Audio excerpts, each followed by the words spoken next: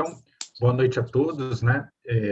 Como a Ana colocou, quando eu fechei a gravação, acho que ele faz o processamento, né? É interessante que eu ouvia vocês, mas pelo que ela falou, né, vocês não conseguiam me ouvir, né? Mas não tem problema. Então, a gente terminou o nosso último estudo falando dos 12 primeiros versículos, né, do último capítulo do livro de Ruth, do capítulo 4, e o destaque que a gente pôde fazer, né, foi um contraste em relação ao que aconteceu no capítulo 3, que foi exposto pelo pastor Rafael, que enquanto o capítulo 3 ele tem uma estrutura meio que, quase que alguns eventos, né, meio que secretos, ou uma coisa até meio obscura, né, do caminho de Ruth até encontrar Boaz, o capítulo 4 ele começa com um contraste muito claro, né, porque Boaz e Ruth, né, Ruth ainda não aparece nesse momento, mas Boaz ele aparece já na porta da cidade, né, então um lugar público para definir a questão do resgatador, e a partir desses elementos, né, a gente viu como que Boaz, de certa forma, negocia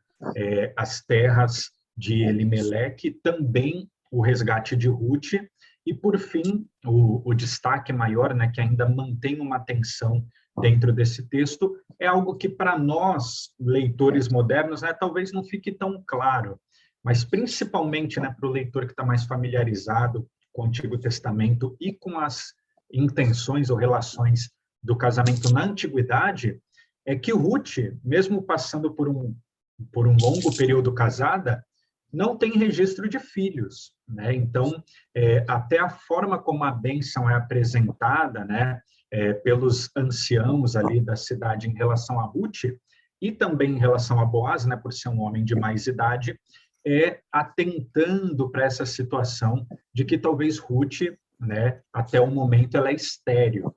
E isso tem a ver também com a ação divina, como a gente viu, né, na vida de Raquel e outras imagens que aparecem ali, por exemplo, Tamar, que também é uma moça do Antigo Testamento, uma personagem do Antigo Testamento, está em Gênesis 39, que ela é resgatada também, né, ela resgata sua descendência através da lei do levirato do resgate, né?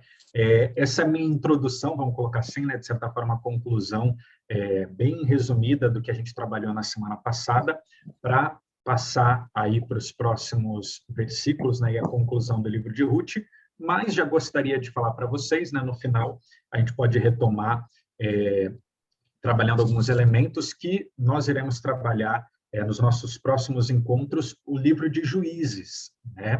Nós destacamos tanto na introdução como em alguns encontros que Ruth é uma história, né, uma narrativa que se passa no período dos juízes.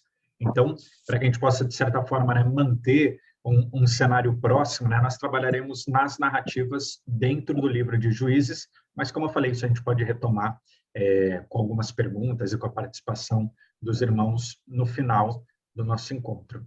Obrigado, professor. Eu que agradeço, Lucas, você fazer esse fechamento aqui que ficou faltando, né?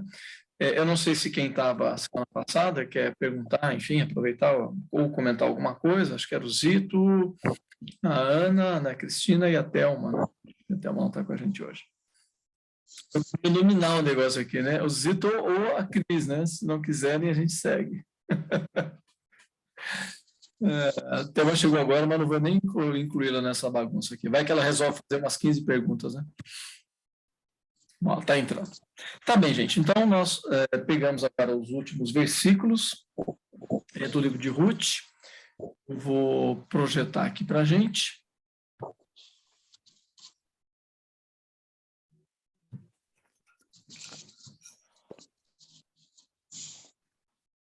Imagino que vocês estejam vendo.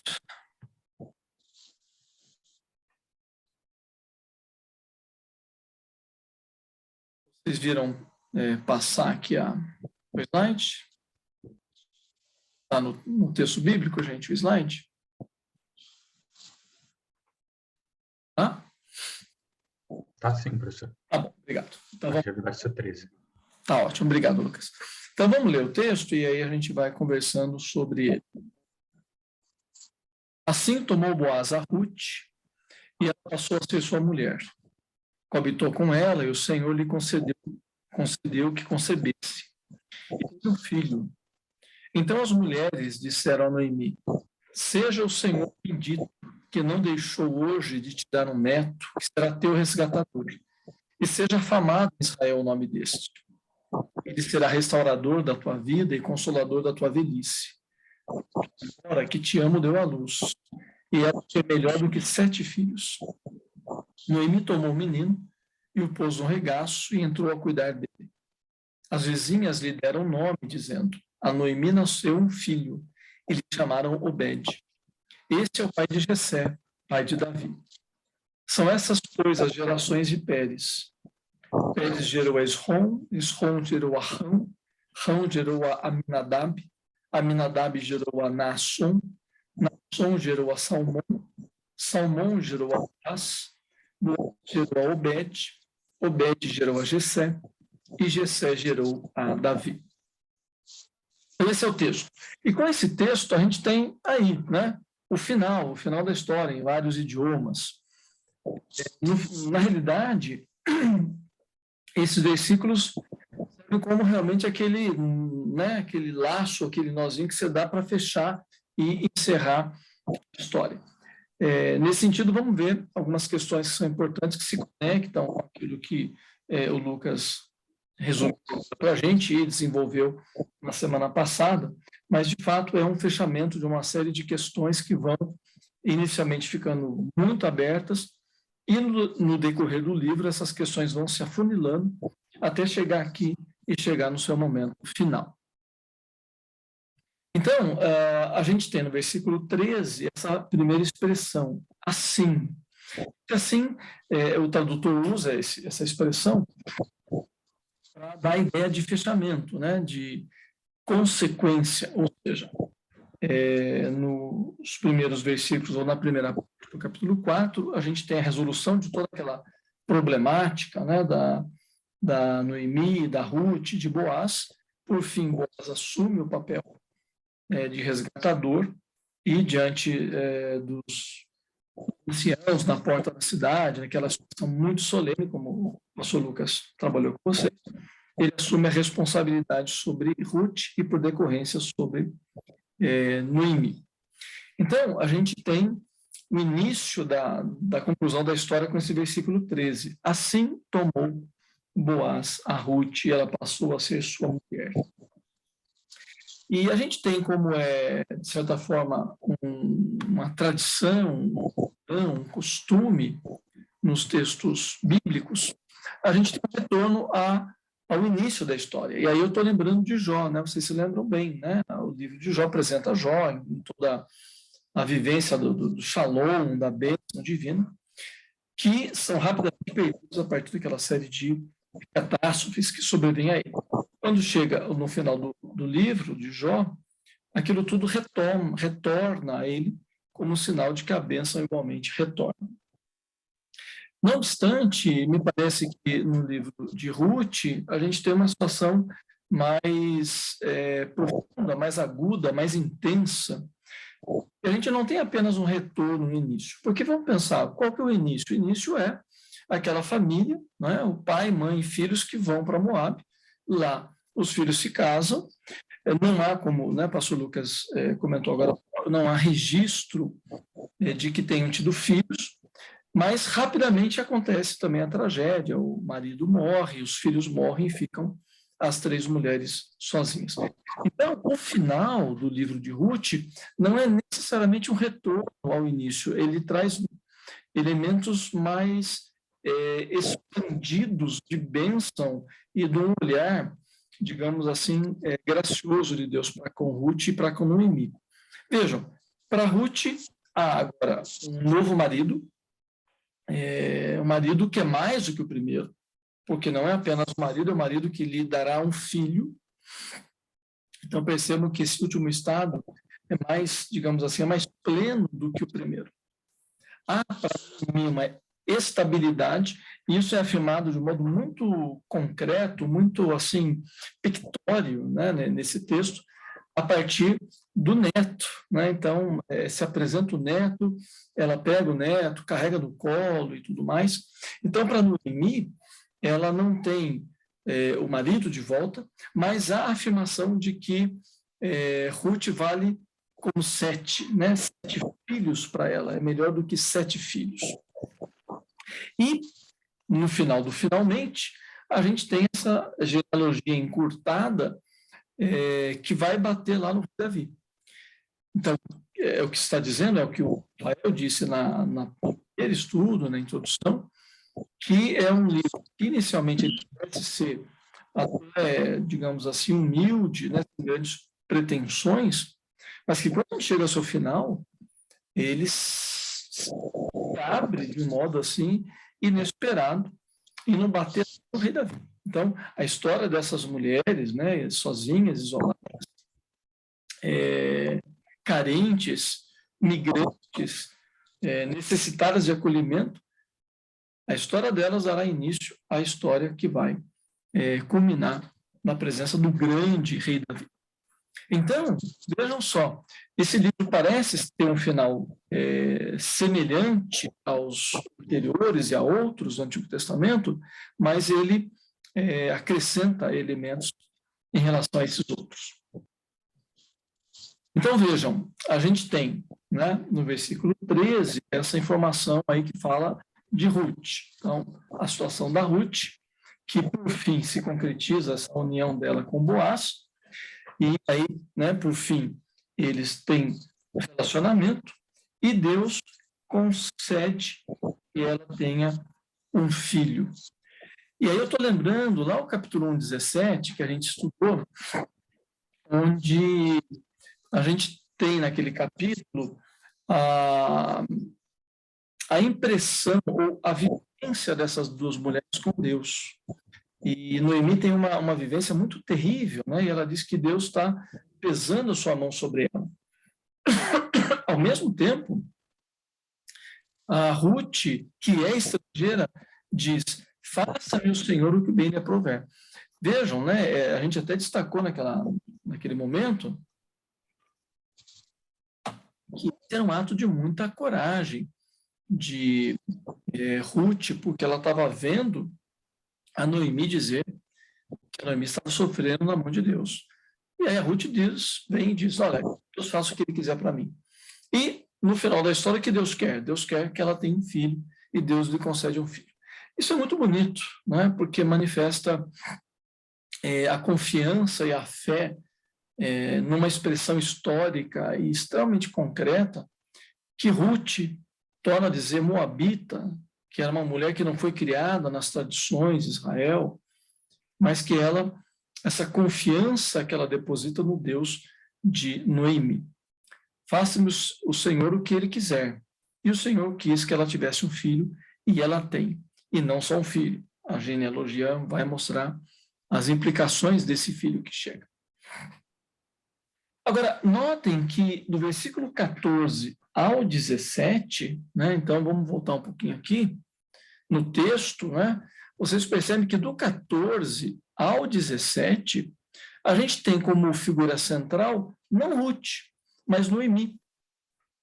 Então, a semelhança do capítulo 1, Noemi recebe um protagonismo.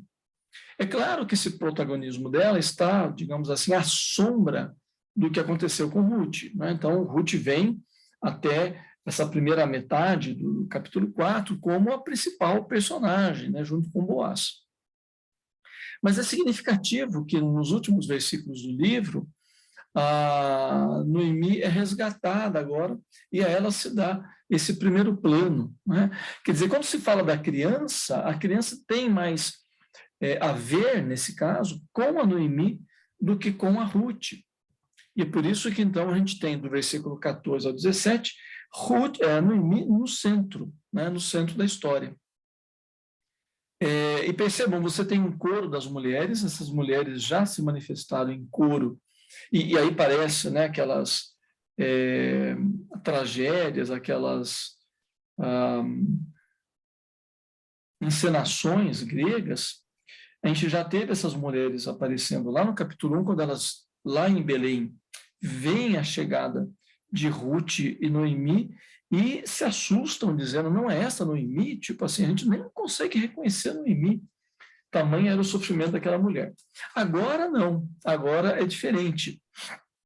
Versículo 14. Então as mulheres disseram a Noemi, seja o Senhor bendito. Né? Então, se no capítulo 1 a fala delas se dirige diretamente a Noemi, percebendo nela as marcas do sofrimento, da angústia e tudo mais, nesse momento, quando elas olham para Noemi e veem a criança, né? E aí a criança me parece que já nasceu, inclusive, a gente não tem o registro desse nascimento, né? Apenas a expressão teve um filho, Ruth teve um filho, no versículo 13. Mas quando essas mulheres olham para Noemi e olham para a criança, a primeira expressão delas é de agradecimento e louvor a Deus. Então as mulheres disseram a Noemi, seja o Senhor bendito, né? Seja o Senhor louvado. Por quê? Porque ele não deixou hoje de te dar um neto, e será teu resgatador, e será afamado em Israel o nome deste. Então, a criança ela é recebida mais como neto de Noemi do que como filho de Ruth. Né? Olha que interessante, há uma certa inversão aqui com os versículos, né? Com os textos anteriores. Então, as mulheres exaltam a Deus porque deu o neto para Noemi. E olha o versículo 15, eu já fiz menção a ele, mas a fala das mulheres, né? Aqui esse coro de mulheres fala bastante. Vejam a fala delas. Ele, versículo 15, né? Ele, essa criança, será restaurador da tua vida e consolador da tua velhice. Né? Enfim, aqueles de nós que têm netos vão dizer, é isso mesmo, mulheres, eu sou a minha voz, a de vocês. Né? Os demais aqui, a Cristina, o Raimundo, vão ter que esperar um pouco aí para ter essa alegria aí da Noemi. Mas o que as mulheres falam para Noemi é a coisa mais verdadeira do mundo. Né? A gente não precisa explicitar de modo tão particular nessa ideia do resgatador, mas a gente pode, digamos assim, colocar a noção de resgatador de forma mais ampla. Netos resgatam a alegria de avós. Né? Então, é muito bonito. Se tiver um dia do avô, acho que esse é um texto legal para a gente pregar. Ele será restaurador da tua vida e consolador da tua velhice. Eu acho que quem cuida dos velhos são mais os netos do que os filhos. Consolador da tua velhice. E aí as mulheres fazem conexão com Ruth, também de uma fala lindíssima. Pois tua nora, que te ama, né? Que te ama. E aqui é a palavra havad, né? E Ahav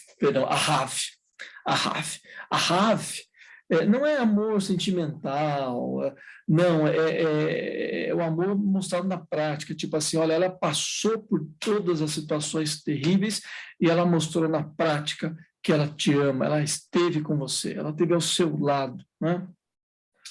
E aí a gente pode até pensar, né, sobre a questão da órfã, que amava Noemi. Podemos dizer que a órfã amava Noemi, mas não amava integralmente, porque, né, a órfã aceita a indicação de Noemi para que ela permanecesse na sua terra e não havia erro nenhum em fazer isso. No entanto, a Ruth é que ama. E amar aí significa estar junto, amar significa sofrer junto. Então as mulheres identificam isso. Tua nora que te ama e deu à luz essa criança. Ela, tua nora, te é melhor do que 7 filhos, né? Do que 7 filhos. Isso é bastante interessante, porque a gente vai ter no próximo livro, Samuel, no primeiro capítulo do primeiro livro de Samuel, a gente vai ter um problema aí de Eucana com Ana que sofria por não ter filhos. E Eucana chega para ela, né? E Eucana fala para ela, não sou, deixa eu achar aqui, não te sou eu melhor do que 10 filhos? Né? Eucana pergunta para Ana e Ana nem responde. Ana nem responde. Mas aqui as mulheres dizem, a tua nora é melhor do que 7 filhos. Pensando na ideia de 7 enquanto um número de perfeição, né? Quer dizer, ela é perfeitamente dedicada a você, ela te ama plenamente, ela é melhor do que qualquer coisa na tua vida. E aí o texto continua enfatizando Noemi e o neto, e o texto então vai dizer que Noemi, verso 16, toma o menino e o põe no regaço, no colo. Pega o menino e o põe no colo. E aí entrou a cuidar dele. E aí os comentaristas dizem que provavelmente é Noemi que cria o neto, né? Não porque Ruth, né, e Boaz fossem maus pais, mas talvez porque esse neto vem preencher tanto espaço na vida de Noemi, que a Noemi é aquela que se encarrega de cuidar dessa criança. E vejam também que interessante que no versículo 17 diz que as vizinhas deram nome à criança dizendo: a Noemi nasceu um filho. Não, o filho não é de Noemi, o filho é de Ruth.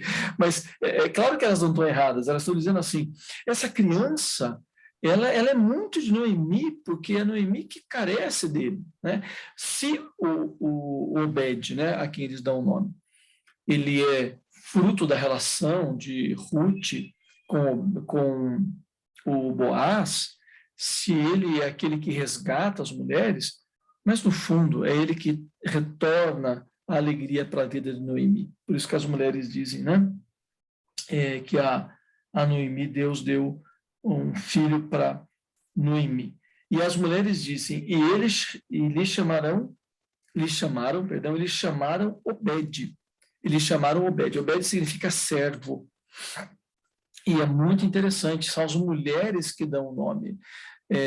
Não que, enfim, a Ruth e Boaz não pudessem dar, mas o movimento no texto das mulheres darem o nome significa dizer a coletividade, né, as pessoas, o grupo todo que está ali vivenciando e vendo essa história, eles reconhecem que essa criança é uma síntese de todo um processo de serviço que essas mulheres prestam, e aí sim, mais que Ruth presta para Noemi e para a coletividade, para a família, inclusive a família de Boaz, de modo que a criança, ao receber o nome de Obed, recebe com o nome a marca da vida e do compromisso da mãe.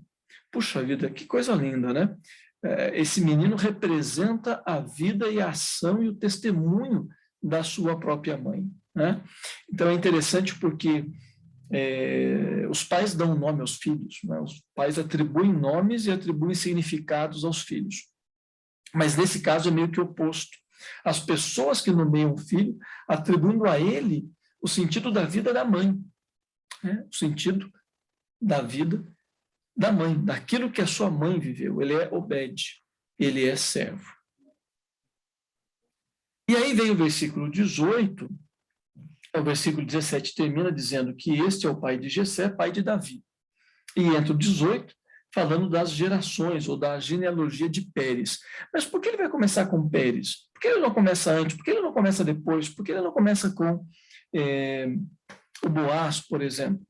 O pastor Lucas já mencionou, e isso de fato aparece lá no 4:12, que Pérez foi filho de Tamar. E Tamar tem a sua história registrada no Gênesis 38, e é uma história terrível, porque a Tamar casa-se com um dos filhos de Judá, esse filho não gera descendência, morre, aí, como era a tradição, o próximo filho se incumbe de gerar descendência, ele também morre, e aí Judá esconde o terceiro filho e fala, não, Tamar não vai matar meu terceiro filho. Só que Tamar fica sem filho, e, portanto, Judá fica sem descendência. O que Tamar faz? Tamar engana o sogro, engana o Judá, ela se veste de prostituta, se coloca no caminho, o Judá está passando lá, e, enfim, né, o Judá contrata os serviços daquela que, para os seus olhos, seria uma prostituta, tem relação sexual com ela, só que não tem como pagar, e a Tamar segura, né, objetos do Judá. Mais para frente, a Tamar fica grávida, e Judá é a primeira a dizer, olha, essa mulher, né, ela traiu a memória dos meus filhos, da minha família, ela precisa morrer, etc. Tal. E aí a Tamar pega e mostra os objetos do Judá e diz, olha, o dono, né, desses objetos é o filho da criança. E aí a casa cai para o Judá, né, gente? Enfim, ela tem um filho com o Judá e mantém a descendência do sogro. Por que então se escolhe essa criança, esse filho que nasce de Tamar para ser o início da genealogia? Porque me parece uma razão óbvia, né? Tanto a Tamar como a Ruth lutaram de uma forma desabrida, de uma forma sem limites, para que elas gerassem descendência. Formas diferentes, não tem dúvida, mas ambas radicalizando esse compromisso de lutar até a última instância para que a genealogia fosse suscitada. Essa me parece, a razão pela qual a genealogia vai começar com Pérez, o filho da Tamar. E aí segue, né, a genealogia. E vai mostrar, então, que Ruth é bisavó, né? Ruth e Boaz são os bisavós do rei Davi. Bem, vejam só, se a genealogia termina com Davi, é claro que essa história é contada a partir do momento que surgiu o rei Davi. Né? Então, ninguém está fazendo uma profecia, né? Quer dizer, Davi não nasceu, mas está fazendo a genealogia dele. Obviamente que não. Quando essa história é escrita, ou já se está no reinado de Davi, ou até já passou o reinado de Davi. E aí a questão é, por que então, naquele momento do rei Davi, ou após o rei Davi, Salomão e os demais, e os outros, por que se resolve contar uma história antiga, lá das raízes dessa família, da família davídica? A gente não sabe ao certo. Algumas questões. Por que se quer falar das origens humildes do rei Davi? Talvez para enfatizar a origem humilde e pobre de Davi, talvez para enfatizar o sofrimento dos seus ancestrais, talvez para enfatizar a morte presente lá na vida de Noemi e de Ruth, talvez para enfatizar a luta que essas duas mulheres tiveram pela vida, talvez para informar a origem humilde e provavelmente para indicar que, não obstante tudo isso, ao final desse livrinho, Deus tem bênção. E a bênção principal não é a bênção sobre elas, é a bênção que elas não verão. Né? A bênção de que gerações à frente elas darão origem ao grande, o maior rei de Israel. Né? Então, essa é uma questão hipotética que a gente, né, tenta pensar por que no período dos reis se lembra desse pequeno livro, dessa pequena história. Bom, aqui eu já caminho para a conclusão, então. Acabei de falar, é um pequeno livro, mas é uma grande história. Né? Eu acho que, e espero que essa seja a conclusão de todos nós. E eu acho que central nessa história, né, é a questão da vida. O que é central para a vida? A Noemi, quando perde marido e filhos, ela se fica desesperançada na vida. E isso se mostra de modo muito concreto quando ela diz que Deus é que está fazendo com que ela sofra e ela não tem praticamente esperança. Quem segura um fio de esperança é a Ruth. Né? Então, o que é central para a vida? Aquela mulher se desesperou ao perder marido e filhos. O que nos desespera hoje? Né? Ou o que desespera os nossos contemporâneos? Uma segunda questão que eu acho que a gente tem que esse livrinho leva a gente a pensar é quanto que a gente está disposto a lutar para que a nossa família sobreviva. Num mundo tão descartável, né, gente? Num mundo onde a gente descarta roupa, descarta tudo. Se incomoda em ter uma coisa por muito tempo. Ah, cansei desse sapato. Tá, mas está doendo, está furado, está feio? Não, cansei. Ah, cansei, eu jogo fora, dou, enfim, né? Ah, cansei de morar nessa casa. Por quê? A família cresceu, o bairro está ruim? Não, cansei. E aí isso, às vezes, se vai com a família, né? A gente desanima, a gente cansa. Mas esse livrinho, nas pessoas de Noemi, de Ruth, principalmente, ele está questionando para a gente até que ponto a gente está disposto a lutar para que a nossa família sobreviva. Porque é isso que Noemi e Ruth fizeram. Claro. Muitos de nós talvez não chegaremos aí na metade do que essas mulheres fizeram, infelizmente. E, infelizmente, uma grande parte da nossa sociedade não está chegando nem 10% do que elas fizeram.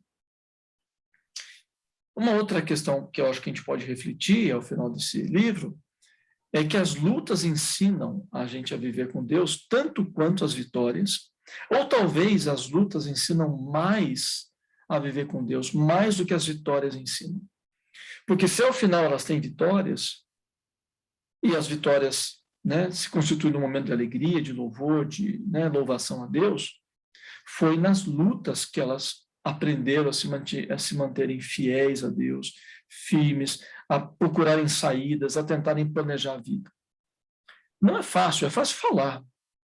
É muito difícil viver isso, mas as lutas, a doença, às vezes as limitações financeiras, às vezes as crises familiares, às vezes a crise no país, no mundo, né? Claro que ninguém quer isso, mas a Escritura está cheia de testemunhos que apontam para a gente que as provações e as lutas ensinam muitas vezes muito mais sobre Deus do que as vitórias ensinam.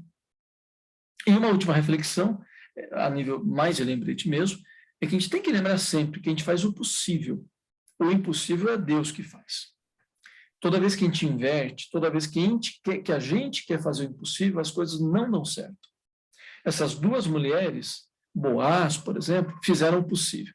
Foi um possível duro, foi um possível que custou suor, luta, né? Imagina a Ruth correndo o risco de ser violentada, indo para os campos, Noemi chegando à sua cidade e passando a vergonha de ser vista como uma derrotada, e tantas outras coisas mais. Isso não impediu que essas duas mulheres lutassem e ampliassem as margens e as fronteiras do possível, porque às vezes o nosso possível está aqui, mas às vezes a gente precisa ampliá-lo, né? A gente precisa ampliá-lo. Mas a gente tem que aprender qual é o nosso possível, quais são os limites do nosso possível e ir até eles. E a gente aprende isso com Deus. Mas sempre nós fazemos o possível. Deus, só Ele faz o impossível. O que é o impossível nessa história? Trazer dessas duas mulheres humildes, pobres, trazer delas o grande rei Davi. E aqui eu paro, né, de compartilhar e abro aqui para a gente poder conversar. Eu vou, nesse momento, interromper a gravação.